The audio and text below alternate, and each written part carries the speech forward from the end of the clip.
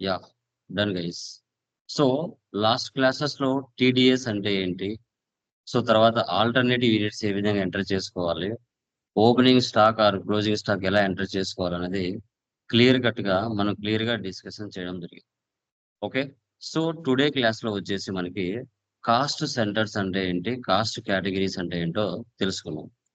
ఇప్పుడు ప్రతి కంపెనీలో వర్క్ చేసే ప్లేస్‌లో అందరూ సాలరీస్‌కే పనిజేయరు. అందరూ కమిషన్‌కే పనిజేయరు. అందరూ వేజెస్‌కే పనిజేయరు.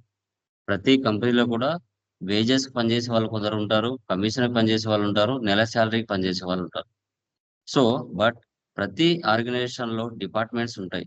ఏ డిపార్ట్‌మెంట్స్‌లో ఎవరెవరున్నారు? ఎవరు సాలరీస్ వర్క్ చేస్తున్నారు? ఎవరు కమిషన్ వర్క్ చేస్తున్నారు? ఎవరు వేజెస్‌కి వర్క్ చేస్తున్నారు? క్లయింట్స్ అంటే ఎవరు?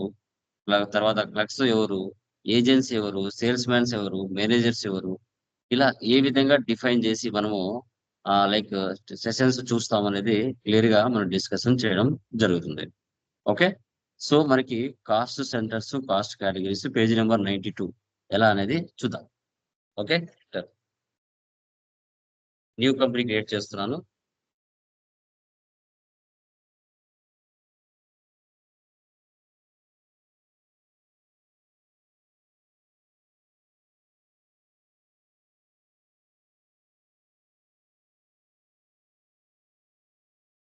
కంట్రోల్ ఎ సర్వీస్ మాది bill wise no enable cost centres అనే ఆప్షన్ ఏసి పెట్టండి.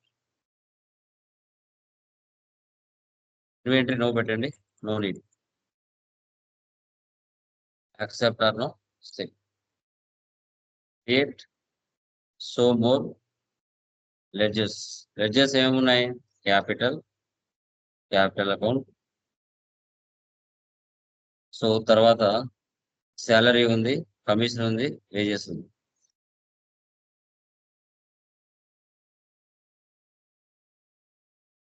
Indirect expense, commission, indirect expense, wages, direct expense. Escape. Next cost category. Show inactive వస్తేనే ఆ ఆప్షన్స్ వస్తాయమ్మా. లేకపోతే రావు కేటగరీస్. ఎవరున్నారు కేటగరీస్? క్లర్క్స్ ఉన్నారు, మేనేజర్స్ ఉన్నారు, ఏజెంట్స్ ఉన్నారు, సేల్స్ మాన్స్ ఉన్నారు, వర్కర్స్ ఉన్నారు. వాళ్ళని క్రియేట్ చేయాలి.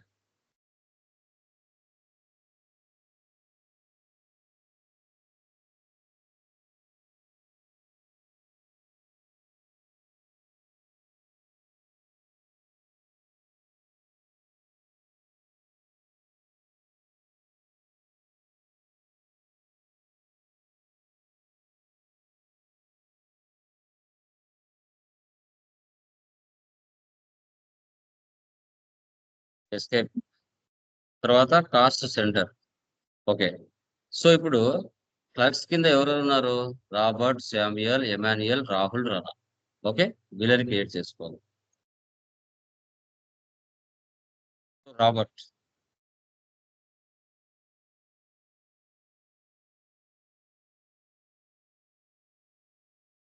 సో, తర్వాత శామ్యూయల్. తర్వాత ఎమాన్యుయల్. తర్వాత రాహుల్. తర్వాత రానా. వీళ్ళందరూ క్లర్క్స్ కింద పనిచేస్తున్నారు. వీళ్ళు క్లాస్ రింగ్ చేసినప్పుడు అటెండ్ అవ్వరా? క్లాస్‌కి వీళ్ళు మెసేజ్‌లు పెడుతుంటారు. నెక్స్ట్ బ్యాక్ వెళ్ళండి. మేనేజర్స్. మేనేజర్స్ కింద ఎవరున్నారు? లోకేష్, ఉదయ్, భాస్కర్, సంజీవ్.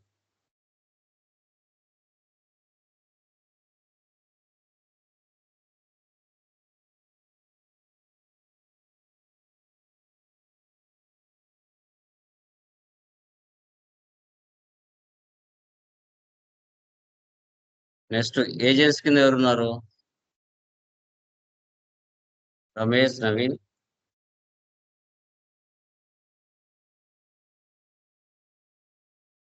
భార్గవ్, సునీల్ కుమార్. వీళ్ళంతా agents. Next sales mans. Sales mans ఎవరున్నారు? Dheeraj, Raj,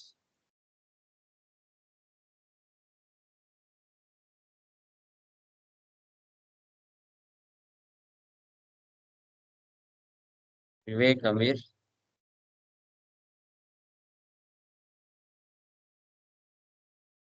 next workers Krishna, Raja, Ganesh. ఇలా మనము కాస్ట్ సెంటర్స్ కింద క్రియేషన్ చేసుకోవాలి. Okay,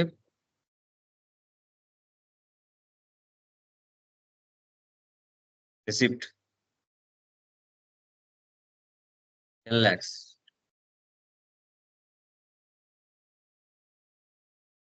payment salary, total amount add చేయాలి. 5, 8, 10, 12, 5, 7, 5, టోటల్ 43. ఇక్కడ ఎవరండి వాళ్ళు? క్లర్క్స్. ఎవరు ఉన్నారు క్లర్క్స్ కింద? రాబర్ట్, శామ్యూయల్, తర్వాత ఎమాన్యుయల్, తర్వాత రాహుల్, తర్వాత రానా. ఇలా తీసుకోవాలి. నెక్స్ట్ మళ్ళీ శాలరీస్, టోటల్ అమౌంట్ 12, 20, 15, 10, 57. ఇక్కడ ఎవరు? Managers. Lokesh 12,000, Uday 20,000,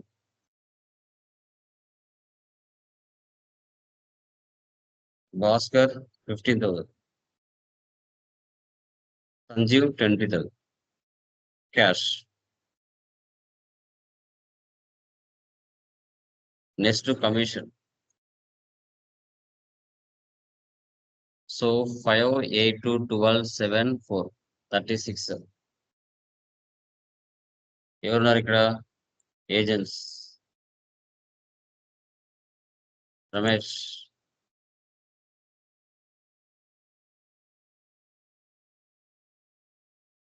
Naveen,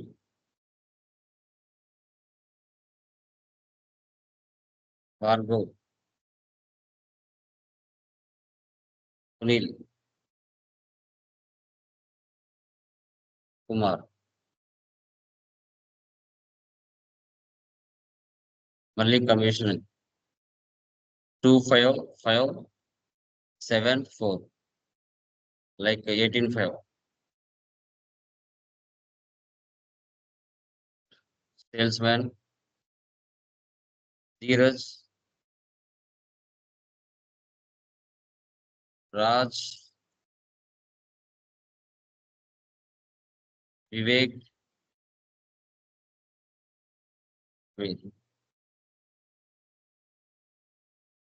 next wages 13, 5.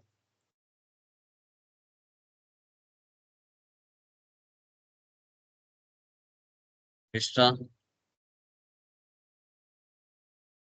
రాజా,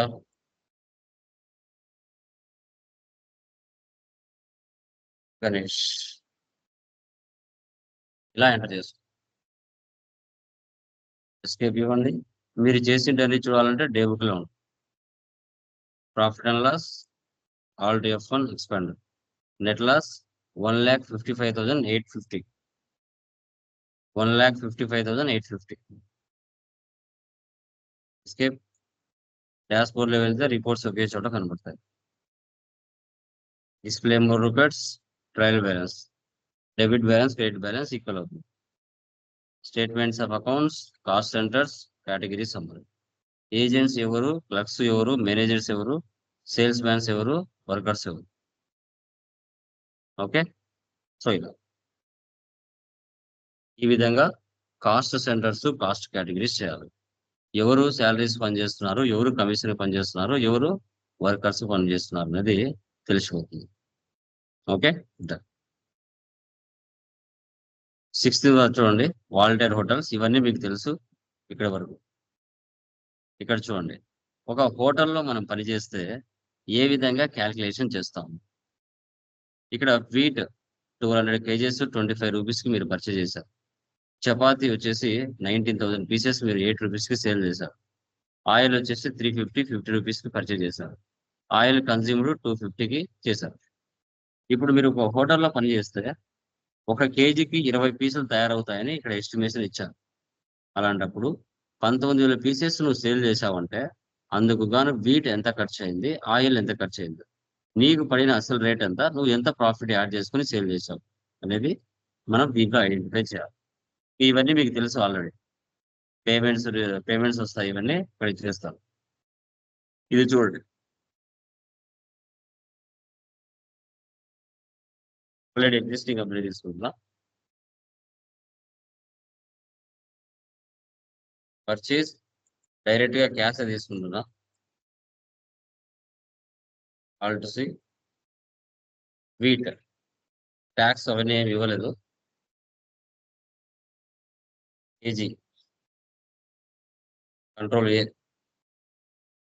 1200 కేజెస్ 25 రూపీస్.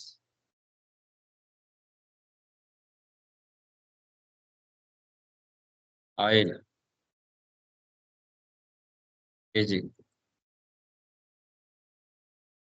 50 రూపీస్. ఇలా వీట్ ఆయిల్ పర్చేజ్ చేసాం.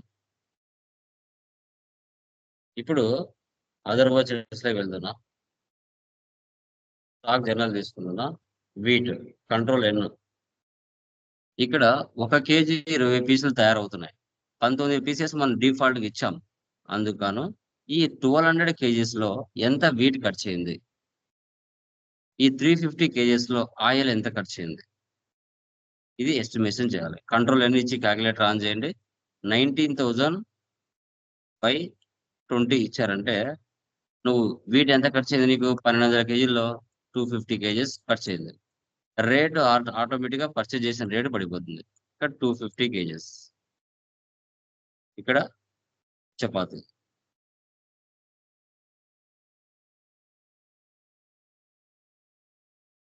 పీసెస్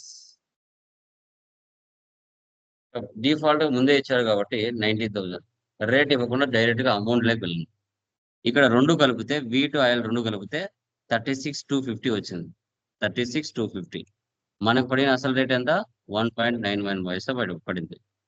మనం ఎంత అమ్ముకుంటున్నాం, ఇక్కడ సేల్ చేస్తున్నాం 8 రూపీస్కి.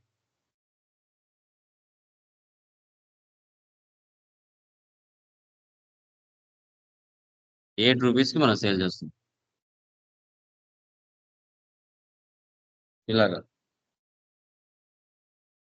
ఇలా అండి, ఒక హోటల్లో పనిచేస్తే మీరు ముందుగానే ఎస్టిమేషన్ చేసుకోవాలి. ఓకే, 1 కేజీకి ఇడ్లీలు కానీ, దోశలు కానీ, చపాతీ కానీ, పూరి కానీ ఏవైనా కూడా ఒక ఎస్టిమేషన్ వేసుకుంటే మీకే ఒక ఐడియా వస్తుంది.